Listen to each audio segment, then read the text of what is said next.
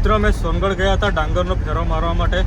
મિત્રો ત્યાંથી આવતા હતા ડાંગરને સાફ સફાઈ કરવા માટેનો જે પંખો આવે છે, મોટો પંખો, એ પંખો લઈ લીધો છે. તમને ઘરે જઈને બતાવું છું એ પંખો કેવો છે.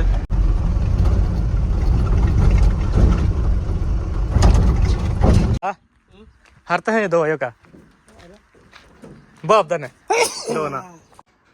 મિત્રો જોઈ શકો છો આ પંખો અમે લઈ આવ્યા નવો ડાંગર સાફ સફાઈ કરવા માટે. મિત્રો આપણે એકવાર આને ચલાવીને જોઈએ.